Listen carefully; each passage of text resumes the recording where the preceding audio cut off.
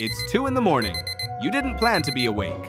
Something pulled you out of sleep, and now you're standing in the kitchen for a glass of water. As you pass the counter, a small light blinks on. Your smart speaker just woke up too. It heard something. Maybe it heard you. Maybe it's been listening this whole time. But the real answer is far stranger than a microphone hidden inside a plastic shell. You felt this before. The flicker of suspicion when an ad for hiking boots shows up right after you mentioned wanting new ones out loud. The split second of unease when the lights turn on as you walk into a room you didn't program them for.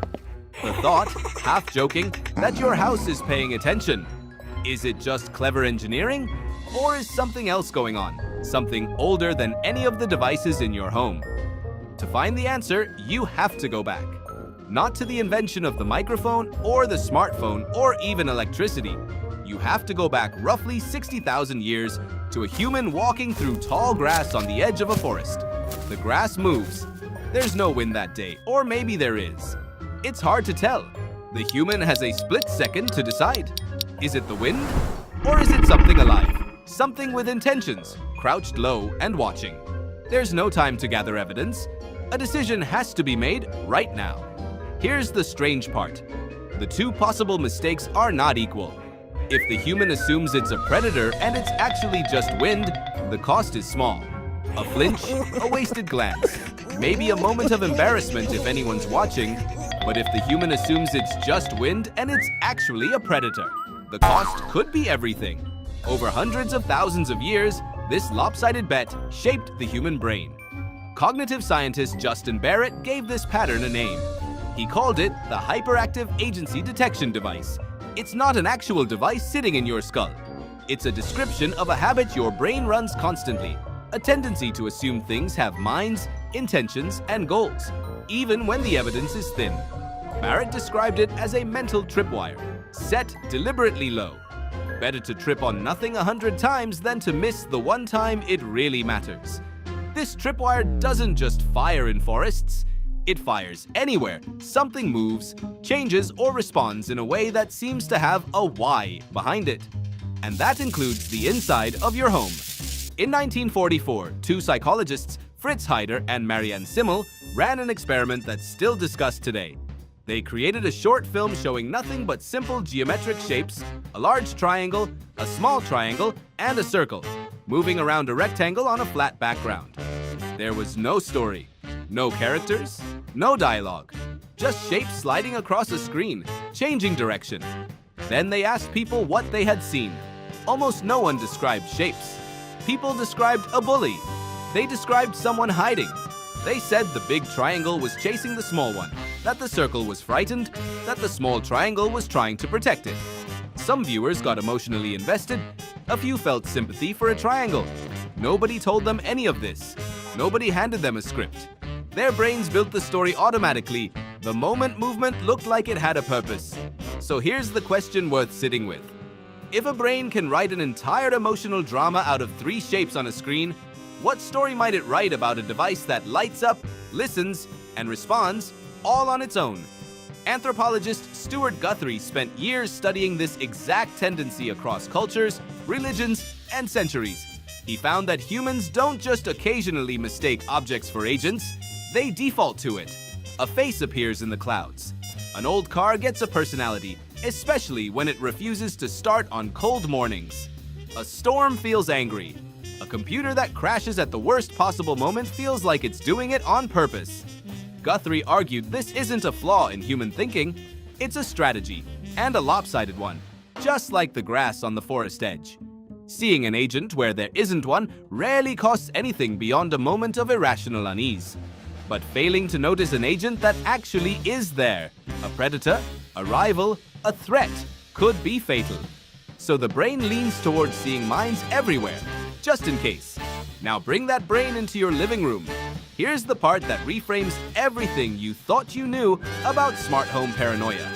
You might assume the unease comes from how advanced these devices are, that the closer technology gets to seeming alive, the more it unsettles you. But that gets the direction backwards. The unease isn't coming from the device at all. It's coming from a circuit in your head that existed long before the first circuit board was ever built. The smart speaker didn't create the suspicion. It simply gave an ancient alarm system something new to point at. Think about what a smart home actually does, moment to moment. It listens for sound, even when no one is speaking to it directly. It tracks motion through rooms. Lights switch on without a hand reaching for a switch.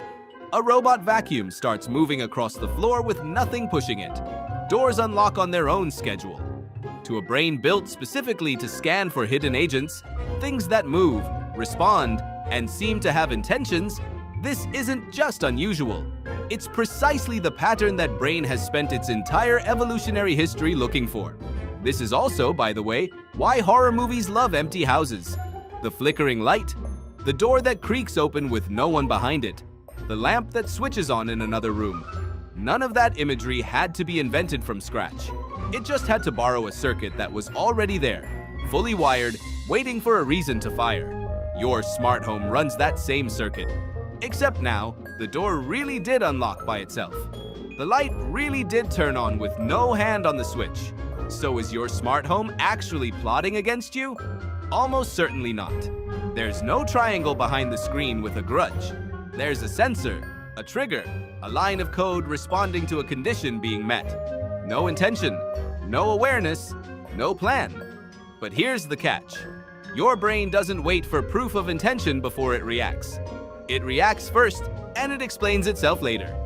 That trade-off kept your ancestors alive for a very long time, and it hasn't gone away just because the threats have changed shape. This same circuit explains other modern moments too. The eerie feeling that your phone is listening, because an ad for something you only said out loud appears the next day. In most documented cases, there's no secret microphone involved. There's pattern matching, your searches, your location, the people near you, all combining into a guess that lands close enough to feel impossible.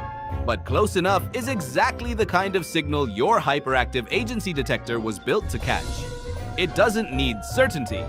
It needs a pattern good enough to act on, the same way a moving patch of grass was good enough to act on 60,000 years ago. There's one more detail worth noticing. The objects most likely to feel alive to you aren't the simplest ones in your house. A rock sitting still on a shelf doesn't register as much of anything. A rock that suddenly rolls on its own would register instantly. A speaker sitting silent and dark is just furniture, background, ignorable, inert. But the moment it lights up the second you say its name, something shifts. Your brain quietly reclassifies it. It's no longer an object. It's an agent now, and agents get watched. None of this means smart home devices are beyond question. Companies really do collect data. Devices really can be activated by mistake. Those are real, practical conversations worth having, separate from anything in your head. But the specific feeling, the prickle at the back of your neck, the sense that something in the room is aware of you and choosing not to say so, that feeling existed long before any of these devices did. It isn't coming from the wires behind your walls. It's coming from the wiring inside your skull. Wiring that's been running the same program since before houses had walls at all. It's 2 in the morning again. You walk past the kitchen counter on your way back to bed. The light on your speaker blinks once, then goes dark. For a moment, you wonder if it's listening. It isn't plotting against you. It never was.